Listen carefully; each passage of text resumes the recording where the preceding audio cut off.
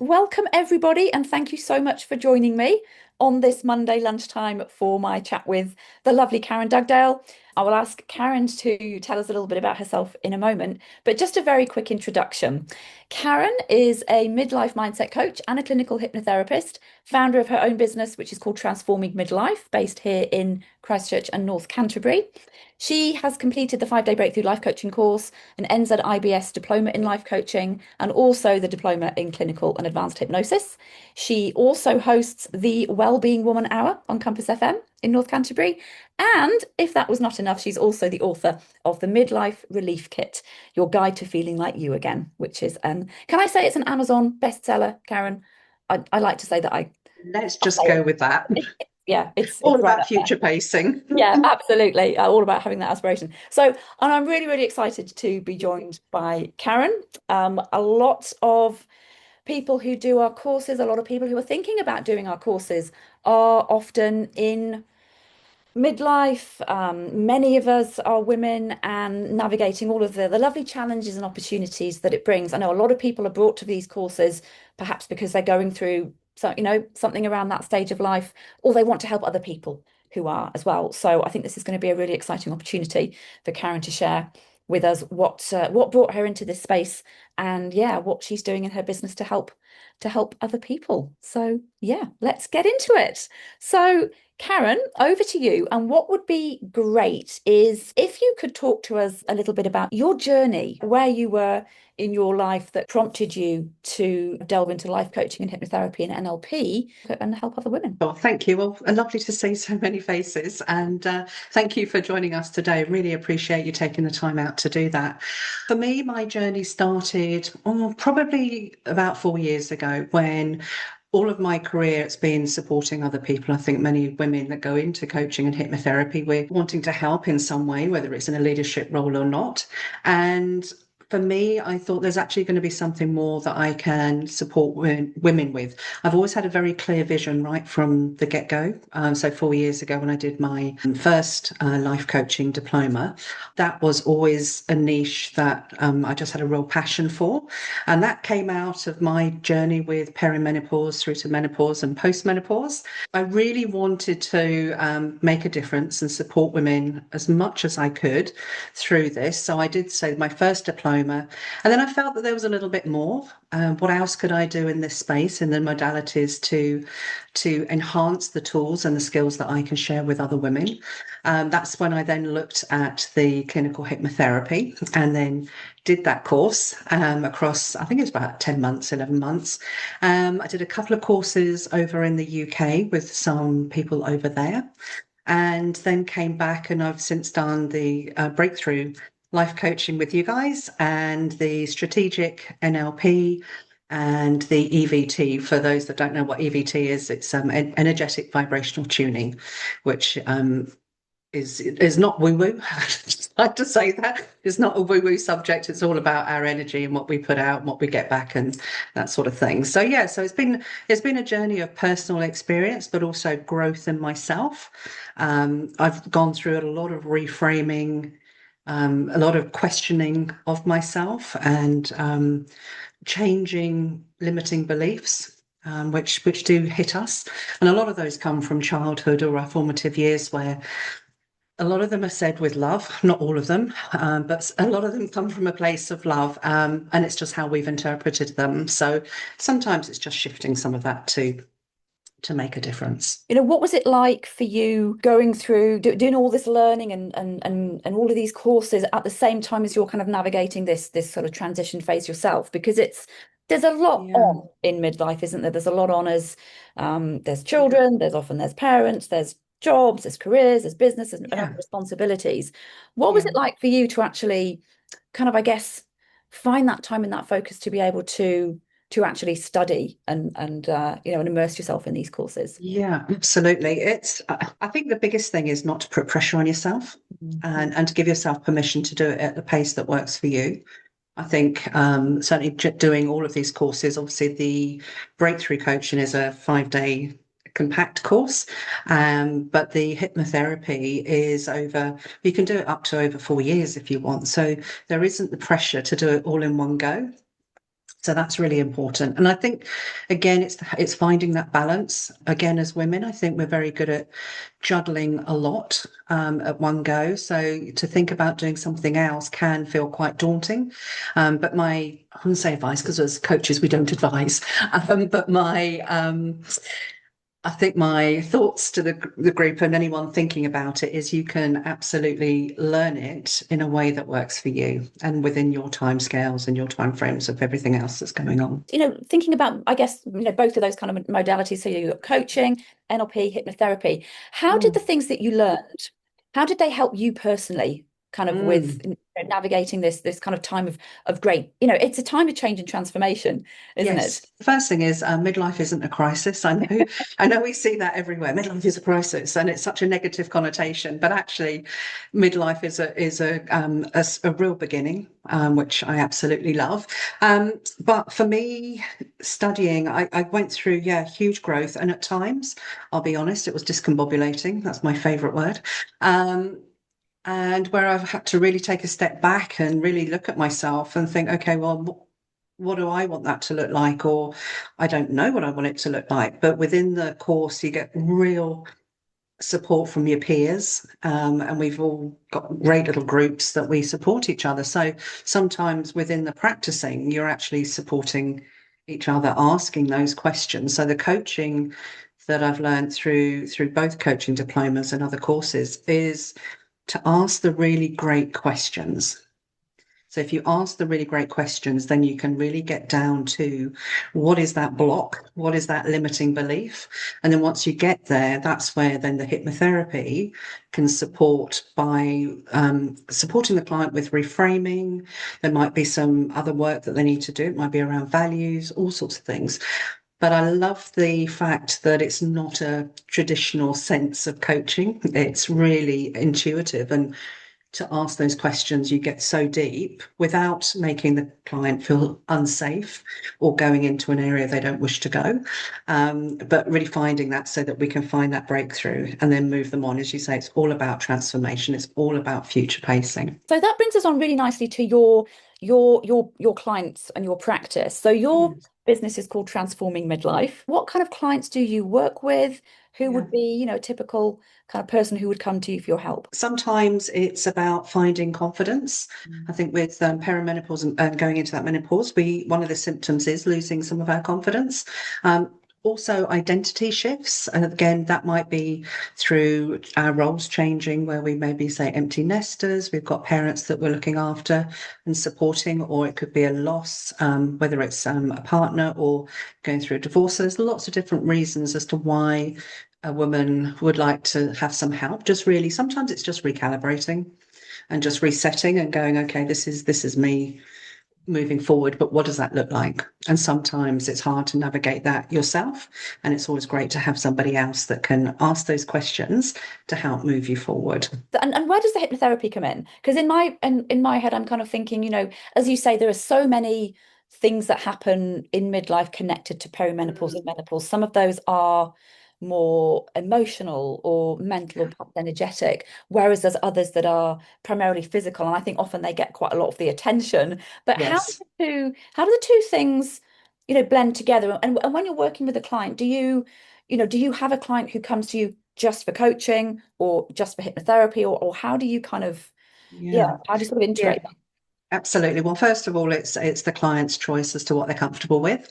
But I found for me personally, because I love to do audios, that's one thing with voice. It's really great to be able to listen again to what the client says. So normally I would do my first appointment or session would be an hour and a half of coaching. So I'm asking all the questions and I'm listening. This is where the NLP comes into listening to the language that the client uses and really digging to a level that we find where there's either an aha moment or a breakthrough or even a block. So once we've got that, at the end of that session, I normally leave them in a lovely space where where they're not going off going, oh my gosh, that was really intense. And then I create a personalized hypnotherapy audio for them. So it's specific to them.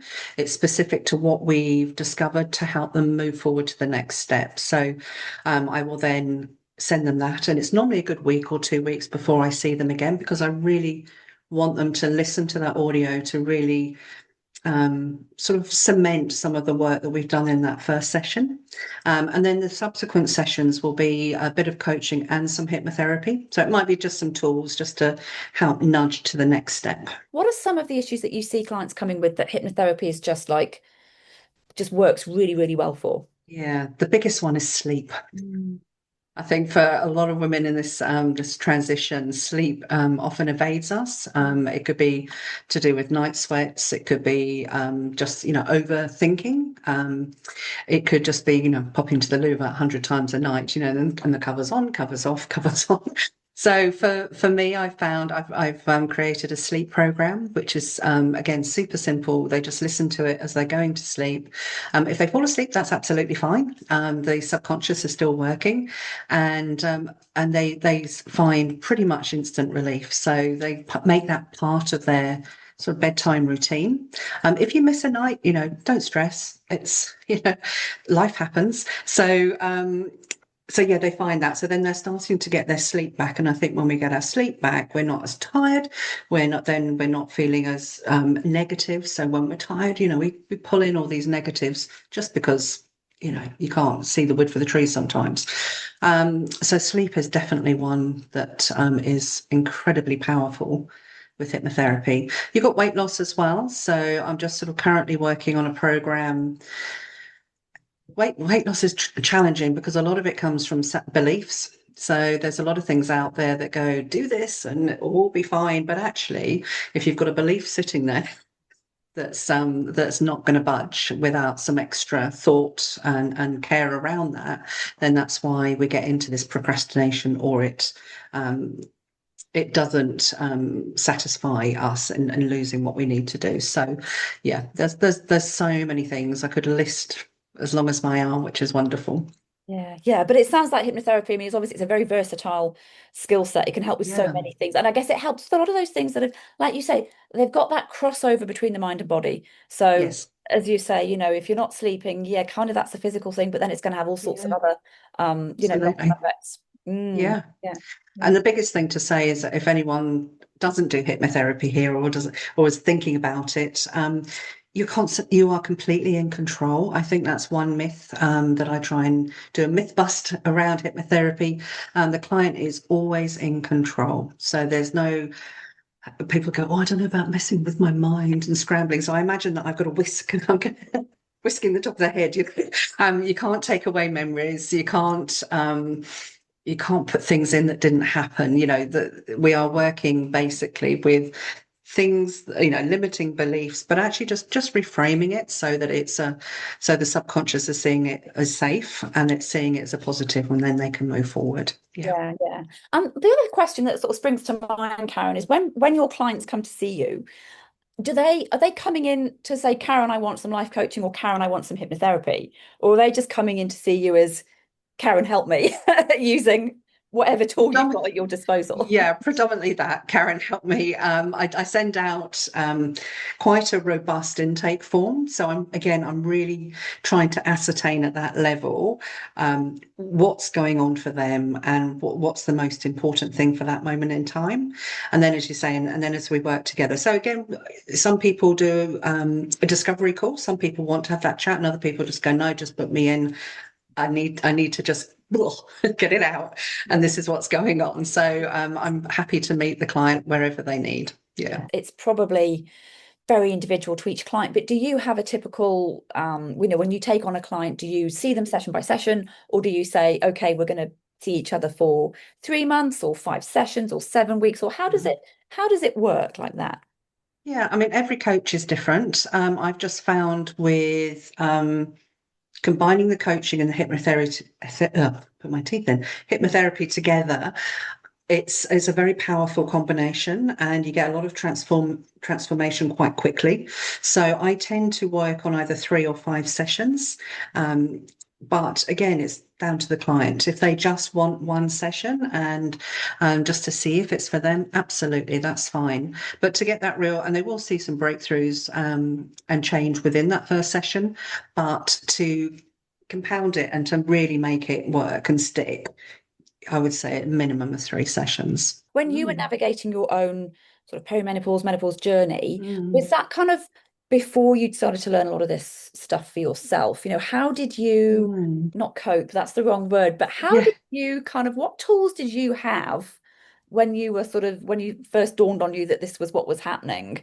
Yeah, not so much to be honest, and I Yeah. think that's what's really made me passionate. Every woman is absolutely unique in her journey.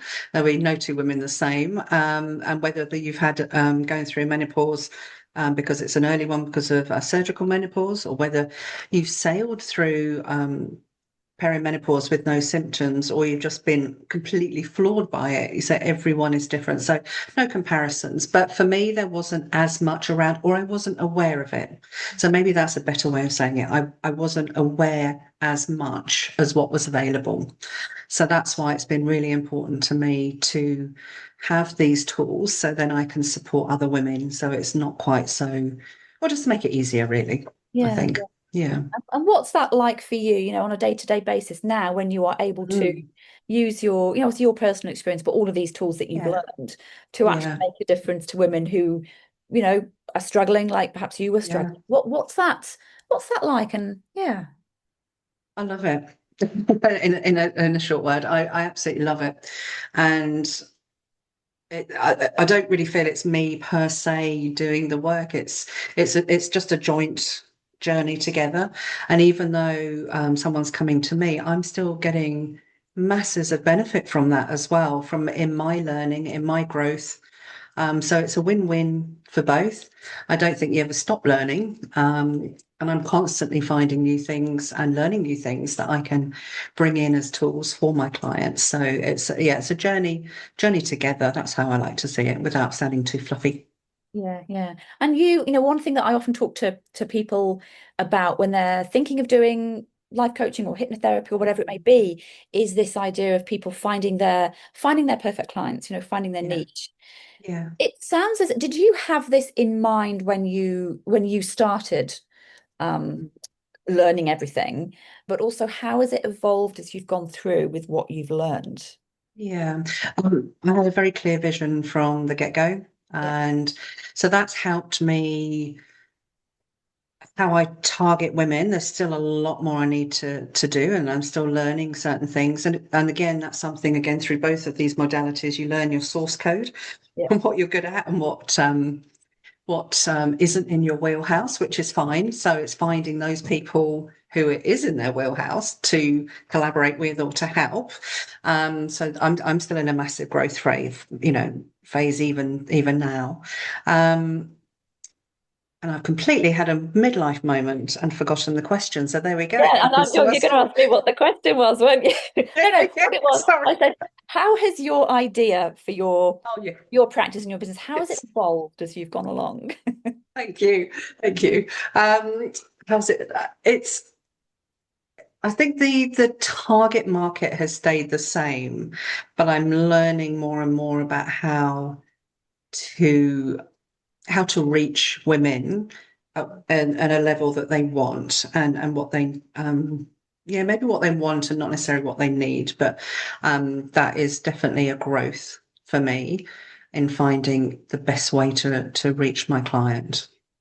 Tell us a bit more about that because I know that again, for coaches just starting out, that can Mm, be it can be a bit of a hurdle, or it's something that people worry mm, about. It's kind of like, yeah, well, who are my clients? That's a question for a lot of people. But then also, well, how do yeah. I, will they really want what I'm offering? And where do I find them? How do I reach them? Mm. And it sounds like that is something that is still developing for you now. Yeah, absolutely. And again, it's finding how you like to approach people. I'm still navigating the YouTube channel, and that's a little bit of a block that I still have, and I'll be honest, I'm far from perfect in that sense. But yeah, there's ways in which we can, if you really hone down on who your client is, as to then you can look at the lifestyle and you find that avatar of that person and you have them in mind when you're looking at marketing or how you're going to reach them, what language you're going to use, and what's going to resonate. So, yeah, it's a bit of a trial and error, Yeah. And I'm still on that growth. And I don't think you ever sort of stop really because things keep changing. Yeah. Certainly with AI coming in and everything else. So it's learning to cut through some of that to still be very real and very authentic and very relatable. Where does that come from? I guess a lot of that comes from you know, remembering just you being your authentic self, right? Yeah. And remembering what it was like for you and kind of again Yes. coming back to that, what help you would have loved to have had when you were in that Yeah. phase of life. Yeah. Absolutely. And there's always got to be an element of laughter in it as well, because if you can't laugh through this phase, what's the point? You Yeah, know, absolutely. there's some Absolutely. things that you just think, what the heck? Yeah. Yeah. But yeah, no, it's all good. Yeah. But actually, that was one question that suddenly kind of popped up for me, Karen. But you know, in terms of the demand for these sorts of services and the help that you can provide, because I mean, Mm, I remember, you know, when my mum went through menopause, and that's yes. how we said it back then. You know, we're Yeah. talking probably 30 years ago, Yeah. the generations ago, and I don't think she really talked about it. I mean, I guess it was one of those things, like you say, unless your radar's out for it, you probably don't pick it up. Yeah. But, you know, this was pre-internet. There was no YouTube. There was Yeah. no nothing. So, you know, she'd probably, I knew she took some pills and she got a bit hot every now and then, but that was kind of it. And nobody really talked about it. Yeah. Whereas Yes. now, you know, every time you go on YouTube or certainly, Yeah. you know, for me, you're kind of almost bombarded with all of this. There's podcasts, there's people telling you what to eat and how to exercise, and you know, Mm, there's a lot of conversation around it, I think. So mm. would you say that this is, you know, is there a big demand for coaching, hypnotherapy, for these sorts of services that for women out there? You know, what's your take? Yeah, absolutely. And I think it's, you say, everyone will have a different take on what that looks like for them to when they go out. But I think, you know, that whole subject of menopause and perimenopause has opened up a lot more. And I think some of it's been driven from the UK and the US and Australia. So we've got this sort of big narrative coming out, which is great that we're able to talk about it. I've also done some presenting in corporate with corporate clients as well. So there are corporate companies and many other smaller SMEs that are coming out and going, actually, we need this as part of our wellbeing program, which is great. And that's to support women through through that time without, you know, we don't need to be pandered, but you know, sometimes we might need some time out for this, that, and the other. It doesn't, you know, we're all so different. And I provide hypnotherapy audios for that, so relaxation and just taking a reset. So it's there's lots more things coming out, I think, which is great. And our parents' generation were very much probably just get on with it and just deal with it. But you know, the generation in that since that generation, things change. You know, we're in a different working environment, we're in a different sort of culture really to how it was, you know, 30, 40 years ago. So like everything, there's growth and there's movement forward, and sometimes for the better, sometimes for the worse. But Yeah. hopefully, opening up the dialogue about menopause. Certainly, when you have clients who have a lot of anxiety and panic attacks, those sort of things, and where it can feel quite devastating, for them to know that they're not on, you know, they're not alone, and that is a normal symptom of perimenopause. So I think that's where it comes into its own and really sort of wraps its arms around us as a group. Yeah. Yeah, yeah. I'd like to talk now a little bit about, I guess, the other side, because we've kind of been focusing on the, you know, some of the challenges and the problems and those sort of Yeah. symptom type things. But tell us about you know, this is something I know that you talk about a lot on your website, Karen, and it's Mm, not just about surviving it or getting through it, no. but you also believe that this time of life can also be like a great, like a reset. It can be kind of like turning the page and almost like Yes. starting again and having Yeah. you know, a new lease of life. So I'd Yeah. love to hear a little bit about how, you know, how that's been for you, but also in terms of certainly more on the kind of the life coaching side of it. Um, Mm, yeah, the kind of how you use those tools to help women who are perhaps at that place of, you know, mm. reinvention and what's next. Yeah, absolutely. It is actually quite a liberating time. I'm sure that's got a lot to do with estrogen, where we then suddenly don't put up with quite as much as we did historically. I think it is all about where they've got this reset and they go, okay, well, this is me now. My kids have left home. I don't know, or it could be a career. Am I right in the career that I'm still doing? I might want to sort of swap that over to something else, but I don't know where to start. So then we'll start looking at, what do you love? I mean, that's the most important thing. I think everyone on a basic level, we would like to be happy and to be happy, healthy, and have that joy in our lives, and that can look different for everyone. So for women, yeah, coming in asking those questions, we tend to do a bit of a midlife reset. So there'll be various tools that I use to say, okay, well, this is you now, and we'll start pulling in, what have you loved? What do you love? What do you want to do? And so there's a whole myriad of questions and tools that we might use to just sort of find that next easy step towards where they want to go. And it might be they don't know what the end looks like, and that's absolutely fine. Or some people might have a clear vision, but just need some support navigating how to get there. So either situation for any woman is absolutely fine, and we can always move forward. So that's a really exciting part. Yeah, yeah, very exciting. I love the sound of that. I love that sound of this, like all the questions and pulling things out and then kind of Yeah, doing that. And there's a little bit like what we do, sometimes on the 5 day course as well, as we go through that exercise of mm, going, well, chunking back through your life and saying, well, what went really well for you? What was it yeah, about you that enabled you to do that? What were your successes? yeah, What things didn't go quite so well? And it's kind of like we're these sort of detectives or yeah, archaeologists, kind yeah, of yeah, sifting through the layers and helping yeah, people put the pieces together. So yeah, yeah, no, that's that's yeah. that's I really think cool. hearing what's not said as well. So that comes down to body language. So with NLP, we're looking for that language and indicators of where that person's sitting. And if someone doesn't want to share something, absolutely. And we don't need to know all the details. That's the other thing. We're not counselors, so we don't need to know the real depths of um, if it's been a trauma, or because we don't want to put them in an associated state. So if there is any work around that, we always disassociate or double disassociate. So it's a really safe practice for them to go through if they need to. But 9 times out of 10, we don't need to revisit anything too traumatic. So Yeah, yeah, that's really yeah. important. Yeah, because really, when we're talking, I guess, about coaching and life coaching, we're really charting the way forwards, aren't we? We're kind of setting the It's a, compass. it's a, yeah, absolutely, absolutely. Yeah, yeah. And tell me, thinking about some of your clients, Karen, what does that do for the women that you work with when they're able to refocus in on what it is that who they are at their core, what they truly love Yeah, doing? What does that give them in terms of their future? it gives them a purpose, I think, and to look forward to it and to go through that process, which is really important. Um, many women go, and the other thing is almost the ability to stretch time. Now, it sounds a little bit like I'm a magician, which I'm far from, but it's how we reorganize ourselves so that we allow ourselves more time to do the things that are good for us.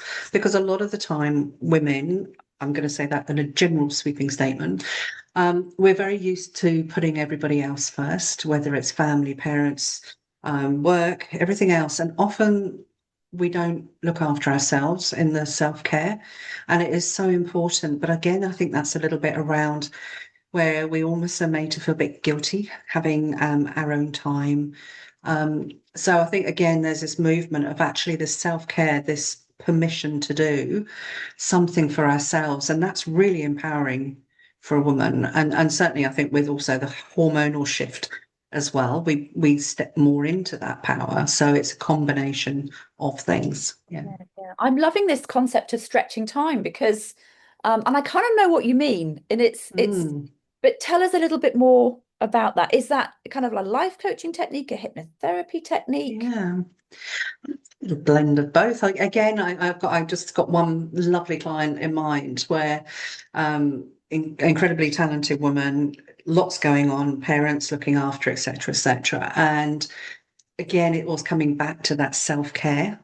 And she said to me, she said, I don't know how you've done it, Karen, but you've given me the ability to do more, but I feel less stressed. So it's that really listening to what was important to her and what filled her cup up, Yeah. and then looking at all the other parameters around her life as to how we can shift that. So some often or not, can be a really tiny shift sometimes that actually makes all the difference.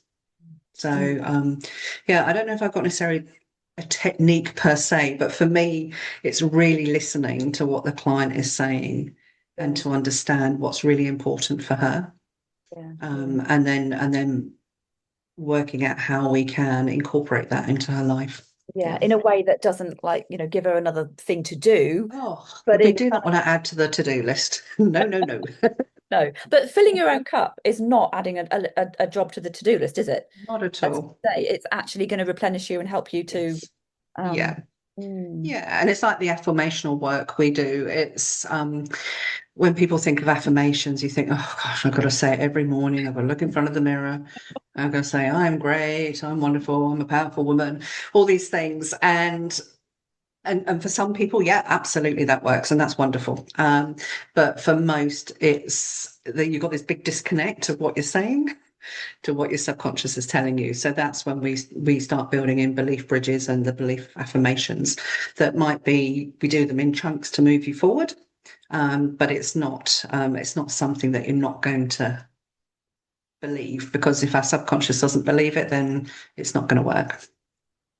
that's right. It's like forming new habits, isn't it? The Yeah. idea that you can do something for 3 weeks and it's a habit, but if you absolutely Yes. hate doing that thing Yeah. or you don't believe it's gonna, get you where you need to go, you will not keep doing it. So No, and it won't work. yeah. So as simple as that. What's next for you, Karen? What are your future plans for your clients and for your business and for where you'd like it to take you? For me, next year, my source code, I love working in groups of women, and that's where I have the sort of biggest energy rush, I think, to really be able to collectively help more women in a bigger group. So that's for me, workshops, seminars, carrying on with the radio, which is great fun, and yeah, that's a brilliant experience. And we've had so much positive feedback with that. So, yeah, so really getting out more to the masses where I can make positive difference and work alongside a bigger group of women at one time. So that's for me, my growth.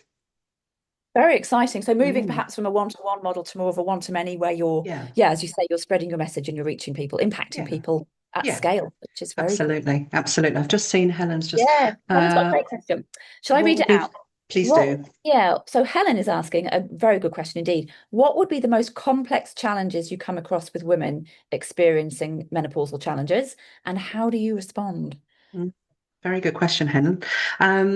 One thing to note is obviously as a coach and a hypnotherapist, we do not diagnose.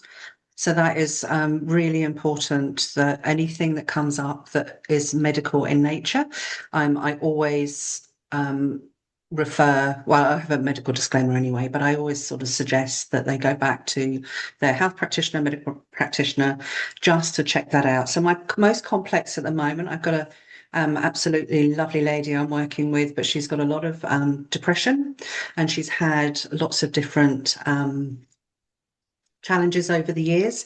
So it's making sure that she is safe, and she is seeking some extra support as well, which is wonderful.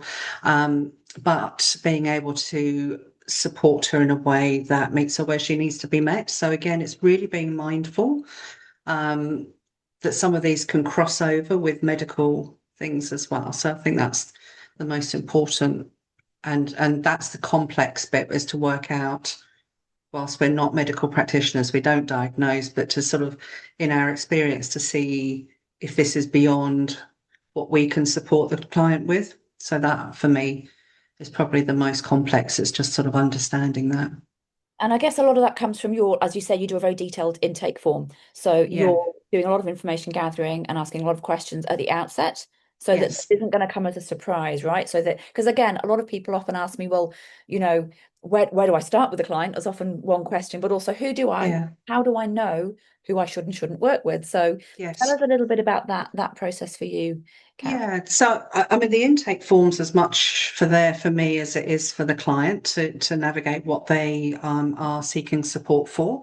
Um, if it's a client with a particular um, challenge that's not in my wheelhouse, I will be honest and say that, that's not my area of expertise, but generally I will know somebody who's got that expertise and I can refer them to somebody else. Yeah. So or if there's someone that is so complex that I just think that they might need a different level of support, I would go back, not to diagnose, but basically to say to them that I'm probably not the right person that they're looking for, and maybe suggest that they speak to somebody else that's got more knowledge in that area. Yeah, But with certain clients, like the example that you were discussing, as long as that's all been disclosed and you know what you're working with, you're happy to work absolutely. with. So you'll work with like this bit that's within your scope of Yes, practice, for want of a better word. absolutely. And the other stuff is like, as long as that's being taken care of and she's getting the appropriate support and help somewhere else. Absolutely. And and Work. and often we work along really well alongside medical practitioners as well. So if you have got if a client has got a medical practitioner who is happy, and the client most importantly is happy to work in a trilogy or whatever, then that is it's a great added benefit to be able to work alongside as well. Charlene has got some excellent questions. She's got three Mm, questions which are all related to marketing and attracting clients. So I'll give you all three of them, Karen. So first of okay. all, how much of your time per week would you say you spend on marketing? Do hmm you use Facebook and Instagram for your marketing? hmm And how often do you find your clients refer on? Charlene said they're friends or family, but of course, Yeah. there could be Yeah. word of mouth and referral networks as well. How big a part are they in terms of your Yeah, I think with clients, most clients, if they've had a great experience with you, they will naturally refer you on, which is great. So that's probably the biggest word of mouth for sure. Is a really great marketing tool. Yes, I do use Facebook and Instagram. Instagram, I'm still trying to get my head around that. If I had someone for social media completely and I could pass it over, I'd be, yes, you can do it. It's a bit of for me. It's a bit of a bugbear. It's a bit of a love hate. It's a bit like a Marmite. But I do use Facebook. But I do use LinkedIn a lot as well. So I find so whilst you're not marketing in the strictest form on LinkedIn, you're sharing tools and people are getting to know you. So you're not technically marketing or selling, but you are inadvertently doing that. So LinkedIn is a yeah. really positive platform to use for sure. Great. And I think that's a really good question because it brings us back to something that you said earlier, which is, Mm. we talk a lot about source code here. We talk about it Yes. in terms of life coaching and hypnotherapy. And when we say source code, for people who perhaps aren't familiar with the term, we're Mm. talking about your kind of your MO, your modus operandi. Who are you when you are in flow at your best, your unique ability, playing to your strengths? Yeah. And it's interesting, Karen, because you've talked quite a bit about going in and doing sort of talks and talking to corporates and being on Yes. LinkedIn, which I Yes. feel perhaps comes more naturally to you and plays more to your strengths than maybe Yes. Facebook, Instagram, and YouTube. And it's Yes. not to say that those channels don't matter, but I think it's a No. really good illustration of doing your marketing. It's the same as Mm. when you're doing your coaching. It's the same as when you're working Yes. with a client. What are your strengths? Yeah. Play to your strengths, be in your source Yes. code, and you will Absolutely. be your authentic self, right? Yeah, absolutely. I mean, put me in front of a group of people and I'm happy as Larry, but I just find it tedious, to be honest. Facebook and Instagram, but they are two valuable marketing tools. And I think certainly as I go more into the YouTube, there'll be snippets of that I can then put across all three platforms. So with LinkedIn, I might say the same message that I'm doing through Facebook and Instagram, but I'm putting it into much more of a professional frame. So I'm reframing it Yeah, for Instagram. yeah. So it comes across, obviously, that's more of a professional network. How much time do I spend per week on marketing? Oh, that's a really good question because I don't really nut it down to hours. I mean, I do a newsletter once a week to my subscriber base. I every 2 days I do Facebook, Instagram, and LinkedIn LinkedIn might be every 2, 3, 4 days, depending on what I'd like to share. Um, Maybe 5 or 6 hours at least a week, I think, on marketing. There's a lot more I need to do with that. So I'm taking a month off over Christmas and New Year, and I'm going to work on my business, not in my business, and really look at how that looks like, what it's going to look like going forward for the next 12 months. So yeah, Yeah. again, a learning and a growth. So Yeah. it's consistent. Yeah, absolutely. But I think as you've pointed out there, across all those different channels, as we call them, whether Yes. they're social media Yeah. channels or however you are delivering your message to clients, a lot of what Yeah. you do, you can repurpose. So you don't have to Absolutely. reinvent the wheel. Say you've got 6 or 7 different marketing channels. Say you've got a, Yes. you've got a talk, you've got a Facebook post, you've got an Instagram post, you've got a YouTube video. Yeah. Your script, your message can be, you know, similar for all of them. You don't have to kind of create 7 different pieces of content. You can create one and then, yeah. Repurpose. Yeah, absolutely. Just yeah, it's working smarter, not harder. Yeah, absolutely. And again, what would you say are your favorite channels for reaching people? Obviously, it was quite funny when you said you love getting up in front of people and talking, because for a lot of people, that would Yeah. be the last thing they wanted to Yeah. do.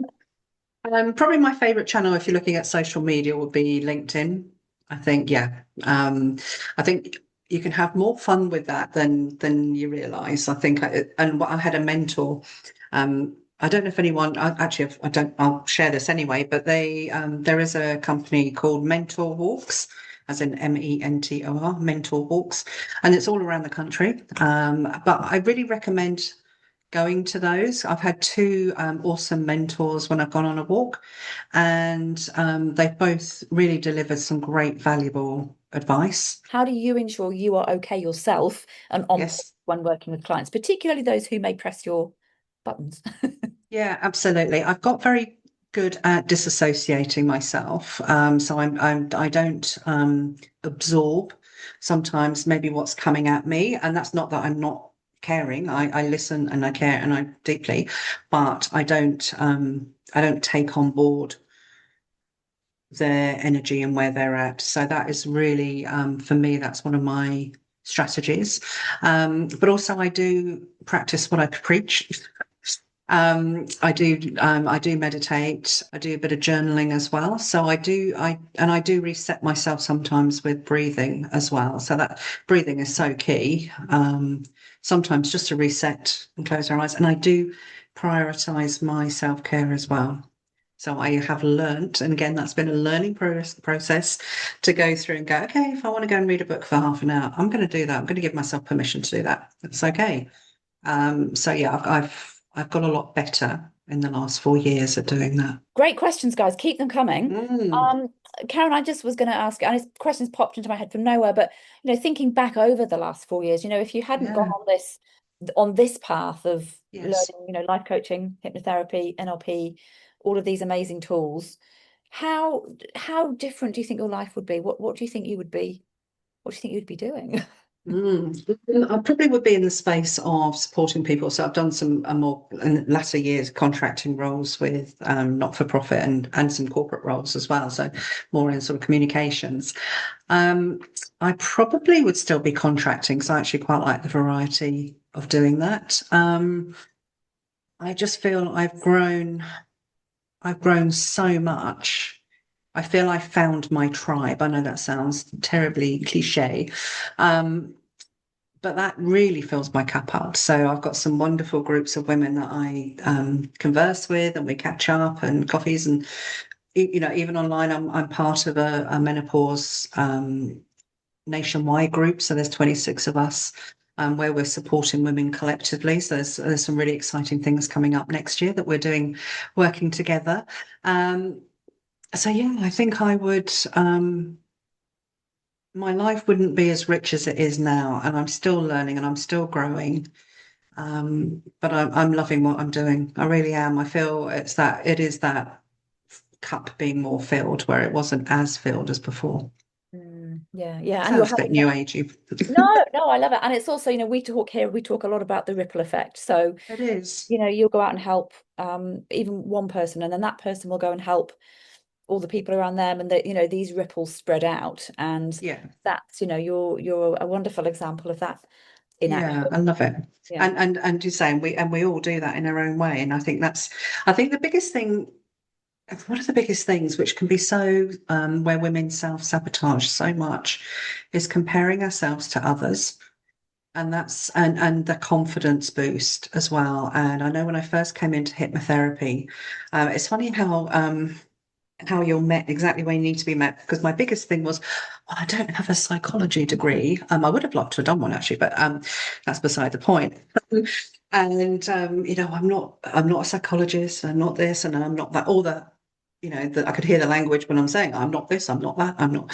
And on my first weekend with the hypnotherapy, I sat between a GP and a retired psychologist. So it was like, right, this was hitting me, hitting my fear and um, my limiting beliefs straight on. And actually, both of them were absolutely lovely. And it probably took me a good 5 6 months to really step into, well, getting out my own way, I think. Whereas it was like, oh, I'm not confident. Oh, no one's going to listen to me, or no one's going to do that. And then go, actually, do you know what? I can do this and I love doing this. And so that for me was so powerful. And to really step into your, you say, the source code that we talk about is to step into it. That doesn't mean to say you stop learning and you stop growing. Got heaps more learning and growing to do. But I feel more in alignment now, and that's a really great space to feel.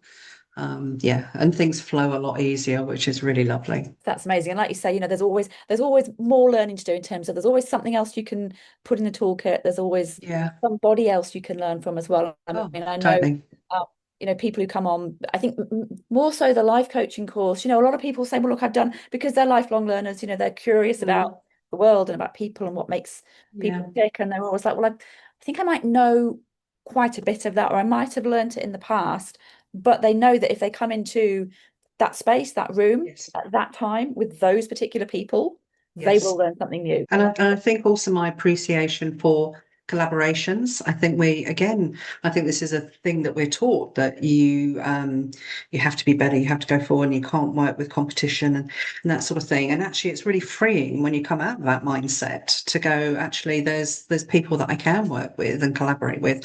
And I've got another collaboration with two other women next year that we're looking at. And it's great because actually we all really complement each other, and we're all slightly different in what we do. So collectively, you know, we've got more to offer when we're doing, you know, particular things. So that again is a really freeing feeling. And as you said, you know, the community aspect of coming on these courses and learning with other people as well, whether you're doing it online or whether you're doing it in person, is, Yeah, you know, finding your tribe, finding that community, and yeah, everybody is so different. And I think when you see yes, those people through that lens, so as you yeah, say, getting away from the comparisons and saying, well, yes, actually, we're all completely different. And look, yeah, if I can't help this client, then this person over here, you know, absolutely. probably can. Hey, look, Dan, I've got a very quick question here, which is another great question for Yeah. coaches and hypnotherapists who are practicing or thinking of starting to practice. Do you have a contract with your clients as well as the detailed intake form? Yeah, so that goes out with it's part of the intake form. So there's a whole list of questions. And then at the end, I've got all my terms and conditions, which is the contract that I have with my clients. So they read it. I ask them to read it carefully and then sign it. So yeah, I do. Yeah, And great. insurance. Oh, yes. Insurance. Yeah, yeah. Do get insurance.